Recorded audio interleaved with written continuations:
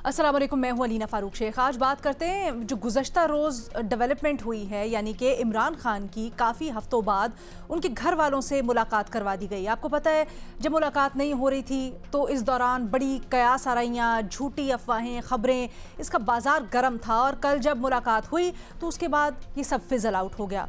लेकिन जब मुलाकात नहीं करवाई गई इस दौरान हमने देखा कि बड़ा एहतजाज भी हुआ पाकिस्तान तहरीक इंसाफ की जानिब से, बहनों की जानिब से इमरान खान की, यहाँ तक कि पाकिस्तान तहरीक इंसाफ और इमरान खान की जो बहनें हैं वो मुख्तलिफ इंडियन चैनल्स के ऊपर गईं। वहाँ पर जब उनसे सवालात हुए तो उसमें बड़ी सख्त टोन भी इस्तेमाल की गई और फिर बड़ी सख्त तनकीद भी की गई फ़ौजी क़यादत के ऊपर। न सिर्फ ये बल्कि मुख्तलिफ जो सोशल मीडिया अकाउंट्स थे पाकिस्तान तहरीक इंसाफ के, बहनों के, इमरान खान के, उनसे भी फ़ौजी क़यादत के ख़िलाफ़ सख्त बयानात और तनकीद सामने आई। अब हुकूमत इसके ऊपर मौक़िफ़ ये ले रही है कल की मुलाकात के बाद कि जेल से जब मुलाकात करवाई जाती है तो जिस किस्म की पैगाम रसानी होती है, ख़ासकर इदारों के ख़िलाफ़ बयानात आते हैं, सख्त और मनफी प्रोपेगेंडा होता है, इसकी कतन इजाज़त नहीं है और ये तो होना भी नहीं चाहिए, तो गलत इस्तेमाल करने के मुतरादिफ है। ये भी कहा गया कि जिस तरह से मुलाकात में सियासी बयानात बाहर आते हैं, इस तरह से तो आइंदा मुलाकातों के ऊपर भी सवाल उठ सकता है। फैसल वाडा साहब जो कि बड़ी अंदर की खबरें भी रखते हैं और रियासत का इस क्या मूड चल रहा है उससे मुतल्लिक उनके पास बड़ी सुनगुन होती है, उन्होंने तो साफ साफ कहा है कि कानून सिर्फ वकील से केस पर गुफ्तगू करने की इजाज़त देता है, जबकि फैमिली मुलाकातें सियासी पैगाम रसानी कर रही हैं, इसलिए उन्हें बंद किया जा सकता है। ये जो हुकूमती मौक़िफ़ सामने आ रहा है इसके ऊपर ज़रा अपने तज्ज़ियाकारों की राय जानते हैं। आज हमें ज्वाइन करें सारी डिस्कशन के लिए उमर चीमा साहब, महमूद सरफराज साहिबा, शहजाद इकबाल साहब, मोहम्मद अली साहब भी हमारे साथ मौजूद हैं। शहजाद साहब, आपसे सबसे पहले आपकी राय जानना चाहेंगे। हमने देखा काफ़ी दिनों के बाद एहतजाज और एक तमाशा लगने के बाद कल बिलाखिर मुलाकात हुई। अब इसके ऊपर हुकूमत जो दावे कर रही है, ख़ासकर फैसल वाडा साहब का बयान बड़ा मानी खेज, उससे मुतल्लिक आपकी क्या राय है? वो किस हद तक हकीकत के करीब है? अलीना, बहुत शुक्रिया। अलीना, देखिए इसमें दो पहलू है। एक तो बात है हुकूक और असूल की, और उसके मुताबिक तो आपको मुलाकात का हक भी हासिल है, और चाहे वो मुलाकात आपके लॉयर से हो, आपके केस के हवाले से हो, या अगर सियासतदान है सियासी मुलाकातें भी होंगी, फैमिली से भी होगी। ये तो आप रिस्ट्रिक्शन नहीं लगा सकते किसी सियासतदान को जेल में भेज के कि वो सियासत में बात नहीं करेगा। मेरे ख्याल से ये तो बड़ी अनयूजुअल बात है, और ये किसी से एक्सपेक्ट करना ये भी दुरुस्त नहीं है। माजी भरा पड़ा हुआ है, सियासतदान जेल में जाते हैं और सियासी बातें करते हैं वहां पे, तो ये हक उनको हासिल है। और क्योंकि आर्टिकल 19 आपको फ्रीडम ऑफ स्पीच का हक देता है रीजनेबल रिस्ट्रिक्शंस के साथ, तो उस पर आप बात करेंगे, और इस चीज को जवाब बना के कि नहीं आपने सियासी बात की है या आपकी राय क्या है, उस पर आप पाबंदी नहीं लगा सकते। ये तो मेरे ख्याल से असूल और हकूक की बात है। लेकिन पाकिस्तान में ऑब्वियसली पावर डायनेमिक्स भी हैं, और पावर डायनेमिक्स डिक्टेट करते हैं कि किस तरीके से किन चीजों की इंप्लीमेंटेशन होगी।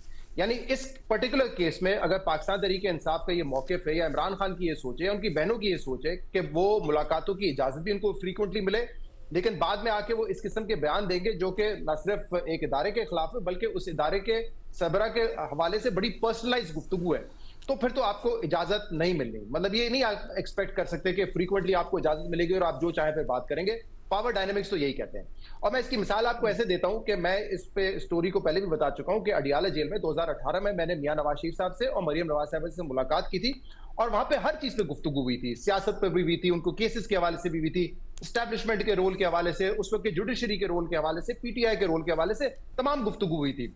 मरियम साहबा ने तो शहबाज शरीफ की जो पॉलिटिक्स है उस पर भी बात की थी। और उस मुलाकात में मैंने उनसे पहले ही कहा था कि मैं अपनी बेस्ट ऑफ नॉलेज के मुताबिक इसको याद रखूंगा, and then I will produce this as an interview. उस वक्त मरियम साहबा ने कहा था कि ये आपको ऑन एयर नहीं करने देंगे, क्योंकि उस वक्त पीएमएलएन ज़ेर आप थी, और एस्टैब्लिशमेंट या उस वक्त जो भी हुकूमत थी पीटीआई की, वो नहीं चाहती थी कि उनके इंटरव्यूज नशर हो। तो समझाने का मकसद ये है कि उन्होंने बात तो सब की थी, लेकिन पावर डायनेमिक्स ये डिक्टेट कर रहे थे कि उनके इंटरव्यूज नहीं चलते थे। बहरहाल खैर हमने तो उसको नशर भी किया था, बाद में पीएमएलएन के कुछ लोग पीछे हट गए थे कि नहीं ऐसी कोई बात हुई नहीं है वहां पे। लेकिन मैं बताना आपको ये चाह रहा हूं कि ये जो पावर डायनेमिक्स है, इमरान खान भी इससे बखूबी वाकिफ है। अगर वो ये समझते हैं कि वो कोई भी बात करेंगे और उसके बाद भी अडियाला जेल के दरवाजे उनके लिए खुले रहेंगे, उनकी बहनों के लिए खुले रहेंगे, तो ये होता हुआ नजर नहीं आ रहा। और देखिए दो किस्म की तनकीद है ना, एक फौज के किरदार पे आप बात कर सकते हैं, जो हम सब यहाँ पे भी बैठ के करते हैं कि फौज का एक रोल है, उनके मुताबिक उनको काम करना चाहिए, उनको सियासी इंटरफेरेंस नहीं करनी चाहिए। लेकिन जो उनके बयानात आते हैं सामने वो इससे बढ़कर होते हैं। वो एक पर्सनलाइज तनकीद कर रहे हैं, अलकाबात से नवाजते हैं। ये अगर आप रवैया रखेंगे तो फिर मेरे मुताबिक तो शायद इस मुल्क में आपको इजाजत नहीं मिलेगी, जिसका आप कह रही हैं कि फैसल वाडा साहब ने भी हवाला दिया है, क्योंकि पावर डायनेमिक्स तो यही बात करते हैं। दूसरा एक और चीज जिसकी तरफ मैं निशानदेही करना चाहूंगा वो है ऑपरेशन वाला मामला। देखिए, इस वक्त पाकिस्तान एक दोबारा बड़े सेंसिटिव टाइम से गुजर रहा है। ये एक हकीकत है कि रोजाना की बुनियाद पर हमारे शहरियों को मारा जाता है, सिक्योरिटी फोर्सेस के लोगों को मारा जाता है, उनको शहीद किया जाता है। इस दौरान अगर एक कंफ्यूजन की फिजा रहेगी तो मुझे तो लगता है इसमें नुकसान किसी सियासी जमात का नहीं बल्कि पाकिस्तान का होगा। हमें एक यूनाइटेड फ्रंट दिखाने की जरूरत है जो हम नहीं दिखा पा रहे हैं। इवन सोहेल आफरीदी साहब अगर आप देखें चीफ मिनिस्टर बनने के बाद उनके भी कुछ बयान के नहीं, हम भी फौज के साथ हैं, सिर्फ हमें ऑन बोर्ड लिया जाए कि इस ऑपरेशन को हम कैसे किस तरीके से एक मुस्बत डायरेक्शन दे सकते हैं कि उसके नताइज बेहतर आए। वो ये कह रहे हैं अब टीटीपी एक नासूर है, उनको खत्म करना चाहिए। पहले ये परसेप्शन मिलता था, ये उनकी बातें होती थी कि डायलॉग करें, तो एक उनका भी रवैया बदल रहा है। लेकिन अगर बार बार इमरान खान इस तरह की बात करेंगे कि ऑपरेशन के हवाले से, तो मेरे ख्याल से एक तो जो लॉ एनफोर्समेंट एजेंसीज में जवानों का मोराल है वो भी मुतासर होगा, एक कंफ्यूजन की फिजा रहेगी। तो इस एंगल से भी देखना चाहिए कि वो अपने बयान में क्या बातें कर रहे हैं। दूसरा, ये तो सिर्फ हम बात कर रहे हैं ना एक इदारे के हवाले से, मुझे एक इंपॉर्टेंट बात करने दीजिएगा कि उनकी अपनी पार्टी में लोग बड़े परेशान हो गए। क्योंकि यहां तो हम बैठ के कहते हैं ना, जब नून लीग के लोगों के हवाले से बात होती थी कि यार कुछ भी इख्तलाफ है, गद्दार ना कहें। आज अगर नून लीग की हुकूमत पीटीआई को किसी बातों पे इंटरव्यू देने पे गद्दार कह रही होती है तो हम कहते हैं आप इख्तलाफ करें, इस स्ट्रैटेजी से गद्दार नहीं कह सकते। लेकिन इमरान खान ने कल अपनी पार्टी के लोगों के बारे में जो बात की है, जिन्होंने एनडीयू का वर्कशॉप अटेंड किया, वो खुद परेशान हो गए कि हमारी तो पार्लिमानी पार्टी ने हमें भेजा था, लेकिन अब हमें इमरान खान कह रहे हैं कि जो भी वहां पे गया था उसमें बड़ा अफसोस है। और आई डोंट नो, गद्दार तो एग्जैक्टली शायद नहीं कहा हो, लेकिन उन पे बड़ा उन्होंने एक नाराजगी का इजहार किया कि वो कैसे वहां पे चले गए। तो मेरे ख्याल से एक नॉर्मल पॉलिटिक्स में, या ये तो पॉलिटिक्स भी नहीं है ना, आप कोई एनडीयू का कोई वर्कशॉप अटेंड कर रहे हैं वहां पे, लेकिन अगर आप उसको इस पैराए में लेंगे कि नहीं वहां पे किसने एड्रेस किया और क्योंकि हम फौज के खिलाफ हैं, फौज के रोल के खिलाफ हैं, तो वहां पे मेरे लोग नहीं जाएंगे, मेरे ख्याल से ये तो उनकी पार्टी के खुद लोग महसूस कर रहे हैं कि यार हम एक थिन लाइन पे चल रहे होते हैं और कभी भी हम लॉयलिस्ट से एक गद्दार बन सकते हैं अपनी पार्टी की नजर में, अपने लीडर की नजर में। तो ये मसला सिर्फ वहां पे नहीं है, पार्टी के अंदर भी इसको बहुत ज्यादा फील किया जा रहा है।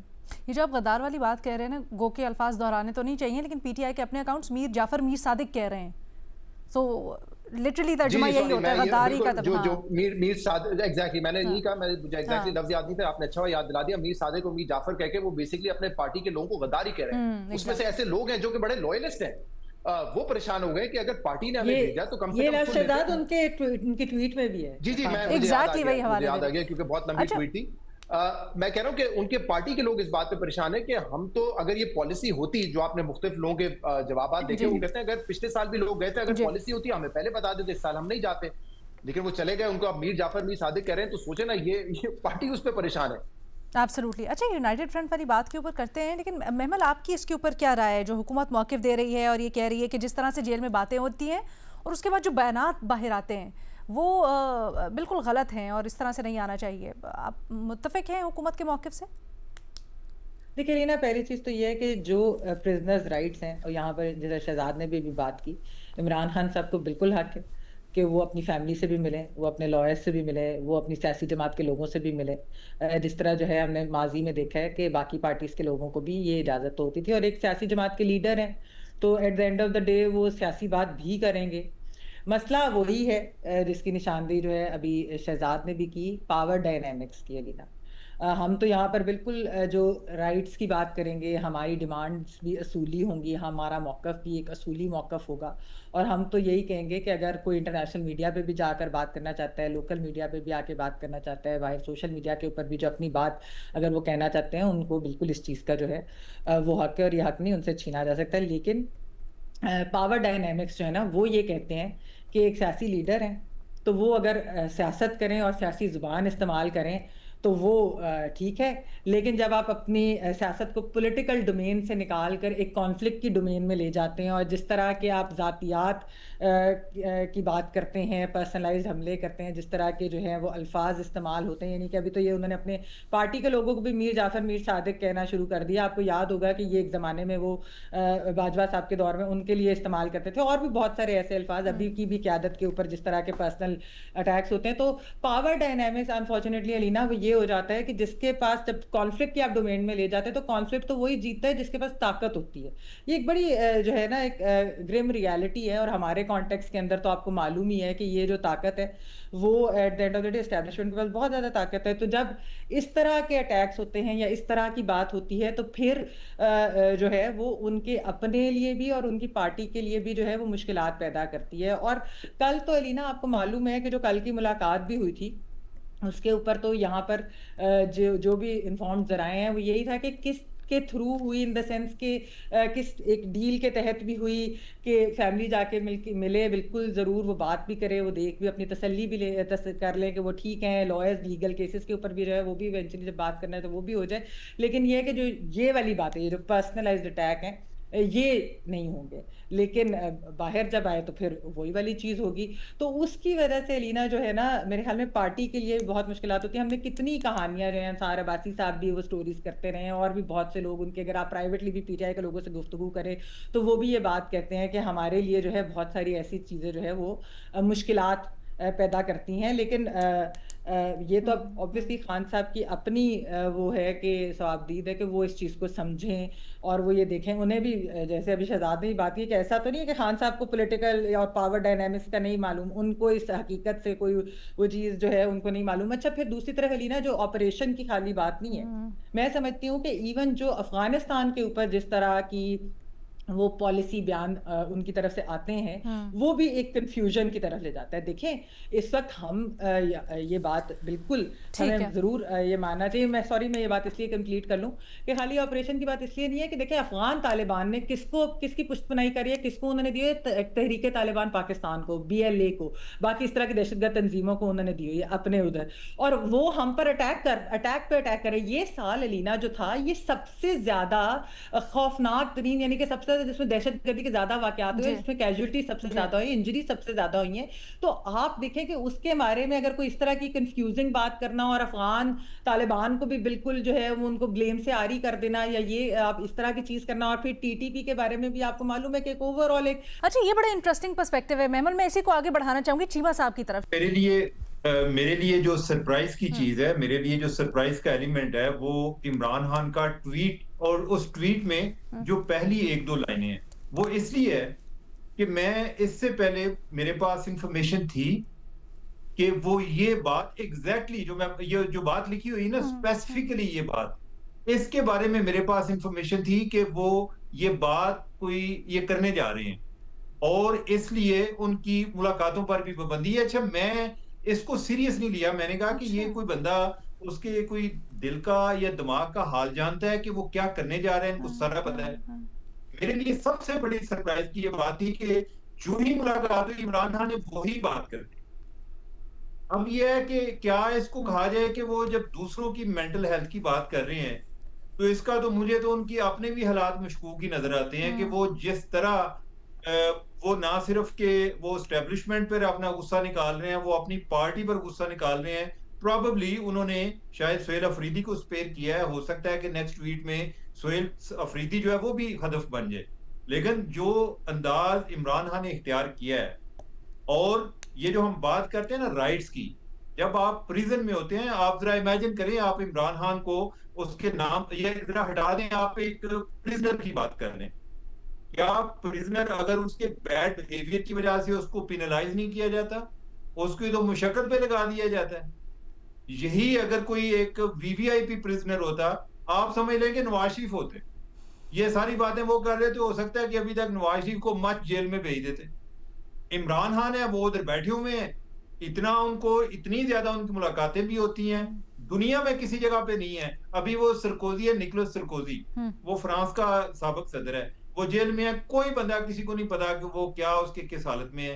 फैमिली जाती है उसको, यहाँ तक कि उसको अलाउड है कि वो घर में फोन भी कर सकता है, हफ्ते में 1 दफा फोन भी कर सकता है, लेकिन ऐसा कोई अलाउड नहीं है कि आपको पॉलिटिकल स्टेटमेंट देना शुरू कर दें। इवन जो शहजाद बात कर रहे थे मरियम के हवाले से, जो शहजाद ने बात की, वो भी मरियम को आइडिया था कि भाई इस तरह से अगर हमारी स्टेटमेंट्स चलेंगी तो वो इस चीज को टॉलरेट नहीं करेंगे। कोई भी गवर्नमेंट होगी, इमरान खान की अपनी गवर्नमेंट होते ये क्या करते हैं, ये आपको बता रहे होते, पूरी दुनिया से लेक्चर दे रहे होते कि कहीं दुनिया में ये नहीं होता कि एक कैदी जो है उसके ट्वीट हो रहे हो, ठीक है। कि कैदी का ट्वीट ही हम नहीं बंद करा पा रहे। ठीक है, वो तो इनके जेल में है, लेकिन वो अंदाजा ही नहीं होता कि जेल में है। रोजाना उनके बयान इस तरह आ रहे होते हैं कि हर चीज के बारे में उनको इल्म होता है और वो डायरेक्शन जारी कर रहे होते हैं और जो है वो दूसरों पर लान तान कर रहे होते हैं। तो पहले भी जो इनकी मुलाकातों पर पाबंदी लगी, तो एक चीज हम डिस्कस नहीं करते थे कि इनको उस टाइम भी बिहेवियर का इशू था और कोई इशू नहीं था। यही था कि उनको जो अपने वो मुखालफिन है उनके बारे में वो ना कोई बात को सेंसर करते हैं, और दूसरा इमरान खान जो है ना वो दुश्मनी में किसी हद तक जा सकते हैं। ये जो बात पहले हो रही थी ना तालिबान की, अफगानिस्तान की, इंडिया की, मेरा नहीं ख्याल कि जितना नुकसान यानी कि फौज को इमरान खान या पीटीआई के जरिए पहुंचा है, इनको कभी टीटीपी के जरिए भी इतना पहुंचा। यानी कि आपकी पूरी सोसाइटी जो है उसमें इस तरह जैसे जहर बोल दिया गया, यानी कि आपने लोगों का माइंड इस तरह बना दिया है कि पाकिस्तान को अगर किसी जगह पर फतह हो रही होती है तो ऐसे लग रहा होता है कि जैसे यानी कि वो बेहोश हो रहे हैं कि ये क्या हो रहा है, यानी कि वो अपनी जात से बाहर निकल कर ही नहीं सोच सकते। तो ये बहुत ही डेंजरस ट्रेंड है। ठीक है, ये कैसी जमहूरियत है, यानी कि हम जमहूरियत की बात बार बार करते हैं, ये कैसी जमहूरियत है जिसमें लीडर अपनी किसी पार्टी की बात सुनने को तैयार नहीं होता। उसके जो जितने भी आगे उनकी पार्टी के लोग हैं वो एक पर्सनल सर्वेंट के तौर पे होते हैं कि लीडर का माइंड किसी टाइम भी चेंज हो सकता है। और अभी तो लीडर जेल में है, यानी कि वो खौफ की हालत में है। अगर यही लीडर जो है वो गवर्नमेंट में हो तो उनका क्या बनेगा। तो मेरा नहीं ख्याल कि ये जो उनका एक तरीका है और जो वो अपना राइट समझते हैं, जो अपने लिए उन्होंने हकूक तराशे होते हैं, जवाब तराशे होते हैं, ये चीजें इस तरह चलती हैं। ये अलबत्ता उन्हें नुकसान ये जरूर हुआ है, एक और जो हुआ है कि वो ये जो एक महीना उनकी मुलाकात पे पाबंदी रही, जितनी इस बारे में ओपिनियन बिल्ड होती रही कि मुलाकात होनी चाहिए, और पहली मुलाकात पे जो उन्होंने रिएक्शन दिया, मेरा ख्याल है कि बहुत सारे लोग जो कि उनको माजी में डिफेंड करते आए हैं कि उनको ये राइट मिलना चाहिए, आइंदा वो भी डिफेंसलेस फील कर रहे हैं। ठीक है, बड़ी दिलचस्प बात की आपने उमर, इसके ऊपर जरा मजीद बात करते हैं, लेकिन एक छोटी सी ब्रेक लेते हैं। पहले ब्रेक के बाद आगे बढ़ाते हैं गुफ्तगू को। इमरान खान से मुलाकातों पर हुकूमती मौक़िफ़ पर तजिया तबसरा हमारा जारी है। मोहम्मद अली साहब, आपका क्या टेक अवे है? देखिए, मैं समझता हूँ कि क्या खान साहब कर रहे हैं, क्यों कर रहे हैं और कैसे कर रहे हैं। मुख्तसरन में एक्सप्लेन करता हूँ क्यों कर रहे हैं। सबसे दिलचस्प पहलू है, पहले मैं ये बता देता हूँ। वो जो कर रहे हैं ऑब्वियसली ये उनकी सियासी हिकमत अमली का हिस्सा है, और बुनियादी तौर पे अभी आइन में जो तब्दीलियाँ की गई हैं उसके नतीजे में वो बहुत अच्छी तरह उनको ये बात समझ आ गई है कि कम से कम अगले 5 साल तक यही सेटअप चलेगा, और जिसमें उनके लिए कोई रिलीफ या पावर में रिटर्न होने के चांसेस नहीं है। तो वो एक तरह से अपनी फ्रस्ट्रेशन का भी इजहार कर रहे हैं। दूसरी बात ये कि उन्होंने जो नया वसीम अकरम प्लस लगाया है उससे भी जाहिर बात है वो एक्सपेक्ट करते हैं कि वो मजीद बाउंसर कराएगा एस्टेब्लिशमेंट को, या लेकिन वो भी कोई इतना कामयाब नहीं हो रहे हैं। तो उससे भी थोड़ा सा वो उनके अंदर ये एहसास है कि मैं जो प्रेशर डालने की केपीके गवर्नमेंट के जरिए से कोशिश कर रहा हूँ एस्टेब्लिशमेंट पे, उसमें मेरी पार्टी भी कोई ज़्यादा इफेक्टिव साबित नहीं हो रही है। और तीसरा पहलू जो कि उनके ट्वीट के कंटेंट और मतन से बिल्कुल वाजे हो जाता है कि उसमें इस्टेब्लिशमेंट के खिलाफ और उसकी पर्सनल अटैक्स के साथ साथ वो अपने बहुत ज़्यादा उसमें जो कंटेंट है वो अपनी पार्टी के लोगों के तवक्कुआत पे पूरा ना उतरने के नतीजे में है। बल्कि मैं नोटिस किया, शायद वो पहली दफ़ा उन्होंने अपने पार्टी के अहम अराकीन के लिए भी उन्होंने मीर जाफर और मीर सादिक का लफ्ज़ इस्तेमाल किया, जो कि पहले वो सिर्फ इस्टेब्लिशमेंट के लिए इस्तेमाल करते थे। अच्छा, इससे अब हम आते हैं इस पहलू की तरफ कि उनकी सियासी हिकमत अमली मेरी नाक़िस राय में है क्या। उनकी सियासी हिकमत अमली बिल्कुल सिंपल और वाज़े है अलीना। उनकी सियासी हिकमत अमली ये है कि इन मुलाकातों को, चाहे वो उनकी फैमिली रिलेटिव्स के साथ हो, वकला के साथ हो, सियासी कायदीन के साथ हो, मेंबरान के साथ हो, उसको अपनी पार्टी को डायरेक्शन देने के लिए और अपनी मैसेजिंग के लिए वो इस्तेमाल करते हैं, और उसके ज़रिए से वो बुनियादी तौर पर इस्टेब्लिशमेंट पर दबाव बरकरार रखना चाहते हैं। वो उनकी पॉलिटिक्स बदस्तूर इस ट्वीट से और इस मुलाकात से ये साबित होता है कि वो अभी तक कंस्ट्रक्टिव या रिकंसिलिएशन का उनके जहन में कोई जगह नहीं है। अभी तक वो कन्फ्रंटेशनिस्ट मोड में हैं, अग्रेसिव मोड में हैं, और वो समझते हैं कि एस्टेब्लिशमेंट की लीडरशिप की पर्सनल उनके ऊपर जाती हमले करके या काउंटर टेररिज्म और नेशनल सिक्योरिटी के हसास तरीन मामलात पे रियासत और मरकजी हुकूमत के साथ अदम ताउन के जरिए से वो दबाव डालने की कोशिश कर रहे हैं। तो उनकी 3 pronged स्ट्रेटजी है कि लीडरशिप जो है एस्टेब्लिशमेंट की, उनकी कैरेक्टर असैसिनेशन की जाए। दूसरा ये कि काउंटर टेररिज्म और दहशतगर्दी के हवाले से बिल्कुल उनको कोऑपरेट ना किया जाए, सपोर्ट ना किया जाए, और इसके जरिए से फौज को भी फ्रस्ट्रेट किया जाए और नेशनल सिक्योरिटी के ऊपर पॉलिटिक्स की जाए। और तीसरी बात कि वो इनके अराकीन जो थोड़ा सा रिकंसिलिएटरी अप्रोच रखते हैं या एक वर्किंग रिलेशनशिप मरकज और रियासत के साथ रखना चाहते हैं, उनके ऊपर भी दबाव डाला गया और उनको भी तनकीद का निशाना बनाया गया कि जी आप नेशनल सिक्योरिटी वर्कशॉप में चले गए तो आप तो मीर जाफर मीर सादिक हो गए। यानी कि मतलब आपने अगर उनकी बात सुन ली या इंगेज कर लिया, बल्कि आपको ये नेशनल सिक्योरिटी वर्कशॉप का मैं बताना इसलिए जरूरी समझता हूँ क्लैरिफिकेशन के लिए कि इसके पार्टिसिपेंट्स तो आपके केपीके के वजीर आला से भी मिले थे, जिनको मौका भी मिला था कि अपना पॉइंट ऑफ व्यू भी वो उनके सामने पेश करें, जिससे जरूरी नहीं है कि वो अग्री करें। लेकिन द पॉइंट इज कि इट्स एन एंगेजमेंट। हमारी एक नॉर्मल रियासत ने तमाम सतूनों और तमाम फेडरेटिंग यूनिट ने मिलकर एक साथ चलना है, मसाइल को हल करना है। तो अगर उनका वजीर आला या उनके अराकीन अगर रियासत या मरकज के लोगों के साथ इंगेज करेंगे, मिल बैठेंगे, कोई डायलॉग करेंगे, तो उनको भी मीर जाफर मीर सादिक कहा जाएगा।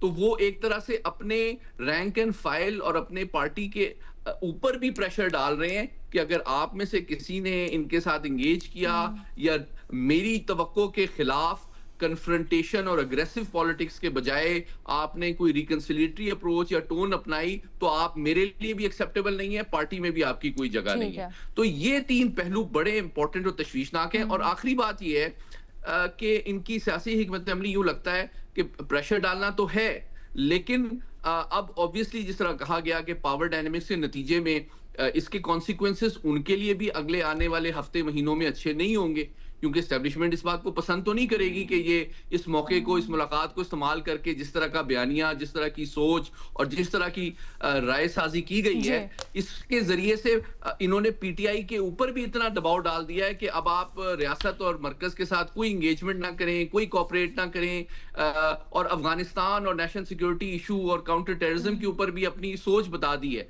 तो अब उनके केपीके की गवर्नमेंट के लिए या उनके पार्टी अराकीन के लिए इससे मुख्तलिफ सोच और बयानिया बनाना या अप्रोच को कंसीडर करना भी उन्होंने मजीद मुश्किल बना दिया, पार्टी के लिए मजीद तंग, अच्छा मजीद मुश्किल बना दिया है। और सर ये बड़ा अहम पॉइंट है, इसको मैं आगे भी लेके जाना चाहती हूँ, इसके ऊपर बात भी करना चाहती हूँ, लेकिन मुख्तसर I see you Shahzad, I see you Mahmal, एक सेकंड सर, ये जरा देखने वालों को और हमें ये थोड़ा समझाएं, ये एनडीओ की वर्कशॉप में होता क्या है जिसके ऊपर इतना एतराज है? एग्जैक्टली एनडीयू की वर्कशॉप बता दूं इस बारे में। मैं चूंकि 15 साल से एनडीयू में पढ़ाता रहा हूँ, मैंने प्रॉपर्ली मतलब एनडीयू में एकेडमिकली भी 4 साल पढ़ा है, मैंने वहाँ टॉप भी किया है, मैं रेगुलर फैकल्टी पे पढ़ाता रहा हूँ मिलिट्री ऑफिसर्स को भी, और मेरा थीसिस वगैरह भी है। तो ये 15 वर्कशॉपें हमने कोई पिछले 15 सालों में करवाई है। ये एक वो जो हमें बताते हैं वो सारा आपने पढ़ाया हुआ है उनको। नहीं मतलब सर आप क्या पढ़ाते हैं लोगों को, ये तो बता दे रहे जिसके ऊपर इतना इतराज हो रहा है। कार्ड को भी पढ़ा दे आप क्या पढ़ा रहे लोगों को, इसके ऊपर इतना मसला बन गया सर। मैं एक्सप्लेन कर रहा हूँ कि इसका मकसद क्या होता है। इसका मकसद ये होता है, और ये बड़ा, मैं इसको ऑब्जेक्टिवली बात कर रहा हूँ कि ये वाहिद फोरम है जिसमें आप किसी भी नेशनल सिक्योरिटी इशू के ऊपर या क्राइसिस के ऊपर एक academic exercise Chatham house rules के तहत बिल्कुल कैंडिडली करते हैं। उसमें सियासतदान भी होते हैं, ब्यूरोक्रेट भी होते हैं, मिलिट्री ऑफिसर्स भी होते हैं, डिप्लोमेट्स भी होते हैं। तो आपको एक इंक्लूसिव अप्रोच और सोल्यूशन फाइंडिंग अप्रोच होती है, सिनारियो बिल्डिंग अप्रोच होती है। मैं आज आपको बता देता हूं, आपके लिए एक महजूज होने का मकाम होगा कि हमने कारगिल को रिप्ले किया था आज से 14 साल पहले। मेरी अपॉइंटमेंट प्राइम मिनिस्टर की थी, ठीक है, और उस एक साहब जो कि उस वक्त के आर्मी चीफ थे, उन्होंने आके मुझे ब्रीफ किया था ना, I asked tough questions.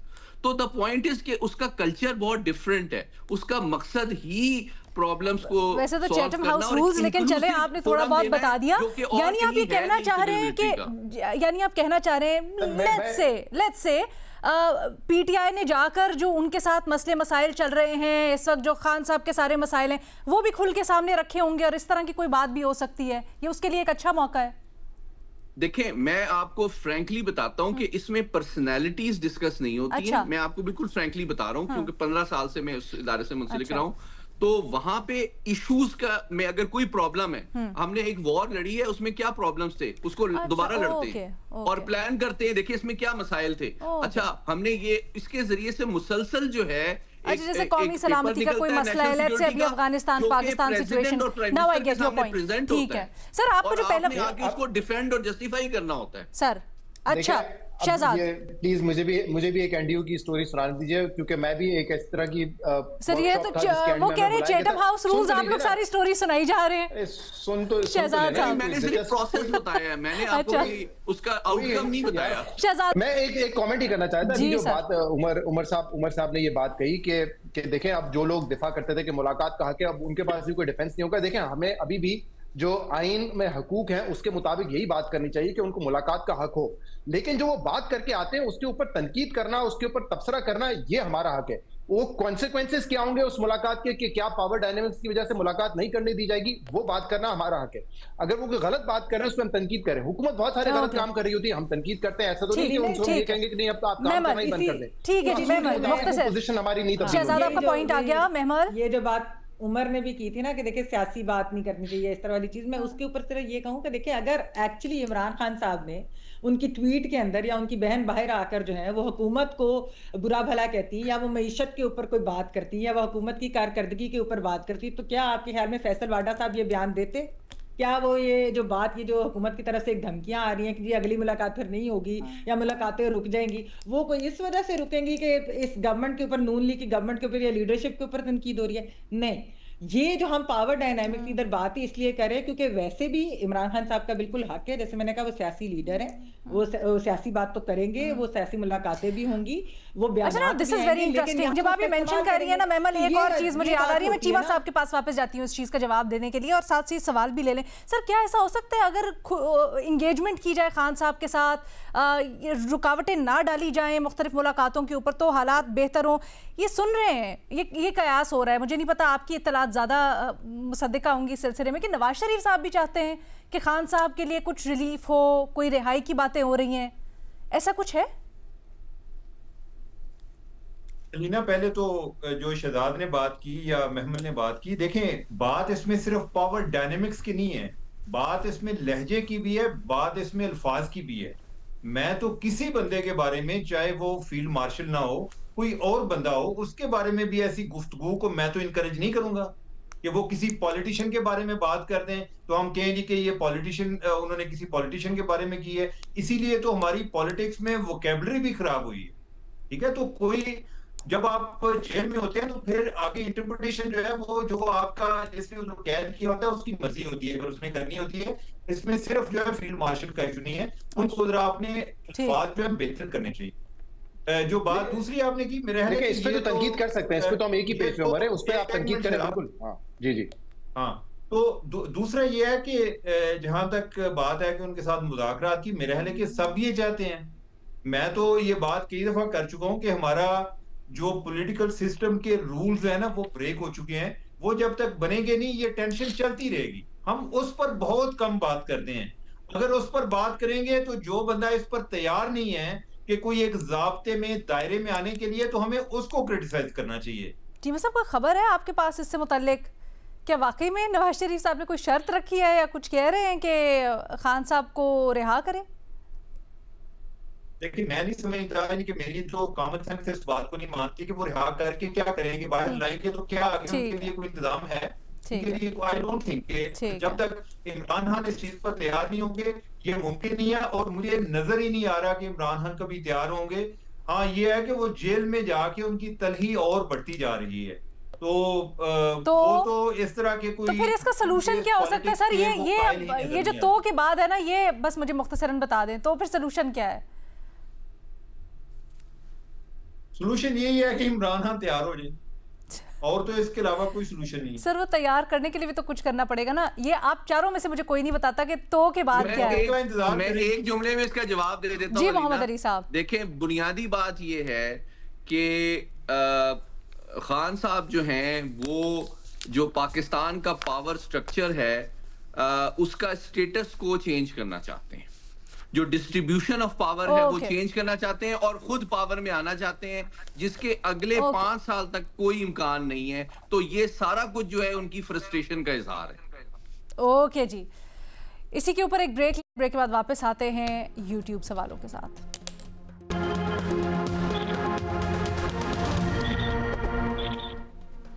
Welcome back. आज पंजाब से बड़ी खबर आई है जहां पर यह पता चला है कि 25 साल बाद बसंत मनाने की इजाज़त मिल गई है, लेकिन कुछ शराइत के साथ। इसके ऊपर महमल की राय पूछी गई है। महमल, ये फैसला कैसा है आपके ख्याल में? अलीना, एक तो मैं कहूँगी कि ये बहुत एक अच्छा फैसला है, क्योंकि आपको मालूम है कि बसंत जो है उसकी जो एक रौनक होती थी, मेरे ख्याल में हमारे से जो यंगर जनरेशन है उनको तो पता भी नहीं होगा कि जब बसंत मनाई जाते थे तो किस तरीके से लाहौर के अंदर और इवन पूरे पंजाब के अंदर किस तरह से हर तरफ जो होती थी वो आपको पतंगे नजर आती थी, एक रौनक, एक मेले का समा होता था, लोगों के कारोबार चलते थे, वो खाने पीने के हों और बेशक होटल्स हों, यानी कि टूरिज्म और इस तरह की चीज होती थी। बाहर से लोग आते थे, पूरे जो है मुल्क से लोग आते थे और इकट्ठे होते थे और बड़ा वो एक अच्छा निज़ाम था। मसला यहाँ पर अलीना ये है कि हमारे यहाँ जब हुकूमत अपने लॉ एंड ऑर्डर को मेंटेन नहीं कर सकती या अपनी जिम्मेदारी पूरी नहीं कर सकती, यानी कि असल जो इसके अंदर जो जानों का ज़िया हुआ, जो कि बहुत बड़ा एक नुकसान है, वो उस डोर की वजह से हुआ, वो जो शीशे की वो जो तेज़दार जो कि इलीगल डोर है, वो उसकी वजह से जो हुआ, तो उसको तो वो हुकूमत की जिम्मेदारी थी। ऐसा तो नहीं है कि एडमिनिस्ट्रेशन को नहीं पता होगा कि ये कहाँ पर डोर बन रही है, कौन सी फैक्ट्रियाँ लगी हुई हैं, या पुलिस को नहीं पता होगा।